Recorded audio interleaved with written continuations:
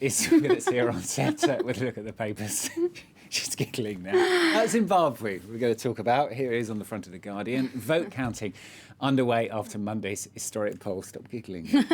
That's right. It's hard to go from toilets to Zimbabwe, but we'll make the transition. It was historic indeed, being the country's first election, as we've been saying, in 4 decades, or nearly 4 decades, without Robert Mugabe. You see him on the front page of The Guardian here today. He was voting yesterday, apparently not for his former protege, Emmerson Mnangagwa, as he made that announcement on Sunday. Now, Mnangagwa and his younger rival, Nelson Chamisa, have hailed the peaceful and smooth nature of the elections, and the editors of the Zimbabwean paper The Chronicle are urging that political leaders and their faithful, quote, let the Zimbabwean Electoral Council do its work and have this message to the people to take any result that comes their way with grace. And Nelson Chamisa has also claimed there were attempts to suppress voting in his party stronghold. That's what he said in a tweet yesterday, casting doubt on just how democratic this vote was. Observers have also spoken of what they say are possible shortcomings, and it's actually echoed in this cartoon here that was published in the Times newspaper. The way to a free and democratic Zimbabwe is by crossing this crocodile, the nickname, of course, given to Chamisa's rival, Emmerson Mnangagwa. Now, a new report into the fate of the Malaysian Airlines flight MH370 has sparked criticism in the press. Well, it's a 4-year investigation by the Malaysian government into perhaps what caused the flight to crash. Well, they've pointed to criminal third-party interference, while at the same time more or less exonerating the 2 pilots of any blame.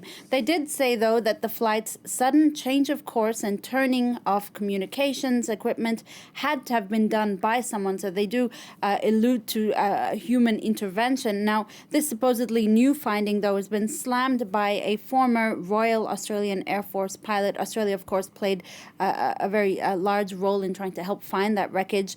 Byron Bailey, in this article for The Australian, calls it a whitewash. He says, I quote, any airline pilot with half a brain would know that if a plane doesn't reach its pre-programmed destination, then obviously it's due to human intervention. So he basically says they're not really giving us any new information. He even goes as far as calling it a cover-up and, quote, cold-blooded murder.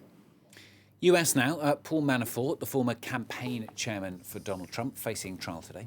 That's right, and he's on trial for bank fraud, tax evasion and conspiracy, facing up to 305 years in prison if convicted on all those accounts. It was, of course, his choice to risk trial rather than help Robert Mueller's investigation into possible collusion with Russia. For USA Today, this trial will also test the credibility of Mueller and his investigation. If he gets a conviction, it would undercut Donald Trump's claims that the investigation into Russia is a politically motivated witch hunt. Basically, it'll be a huge blow to Donald Trump. That's what this writer for USA Today argues. He also predicts a quick trial, given that it's taking place in the Eastern District of Virginia, and they have a reputation for being fast-paced, and says, in particular, look out for the testimony of Rick Gates. That's Manafort's deputy, who agreed to cooperate with the prosecution against Manafort. So his testimony will be something very much to look out for.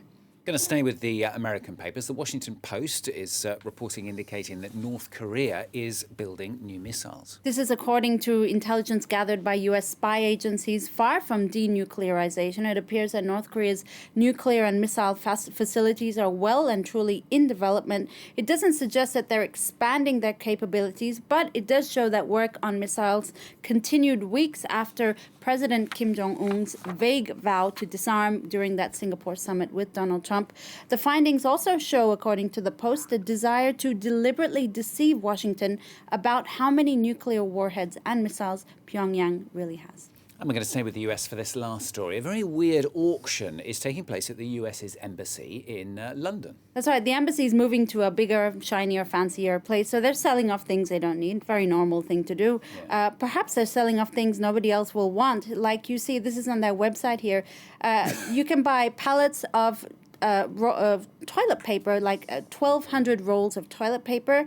There are broken Dyson vacuum cleaners up for grabs, a damaged coffee table, a circular saw, 22 plastic stacking chairs, and a broken down photocopier. The Guardian reports that, in fact, similar auctions are taking place in U.S. embassies all around the world. In Yerevan, Armenia, you can pick up rugs and office chairs with stains on them and a broken fridge. In Tirana, Albania, you can get a couple of generators. In Ankara, some mattresses, not sure if they're used or not. In Stockholm, a step machine. In Belgrade, 8-foot ladders.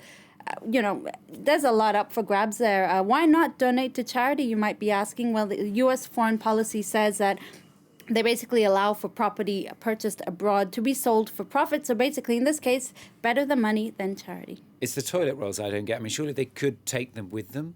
Good Possibly. idea. Maybe send them to India. Yeah, perhaps build a chest. Yeah, exactly. You can shut the lid on the way out as well, Dipti. Thanks very much, Dipti Laurent.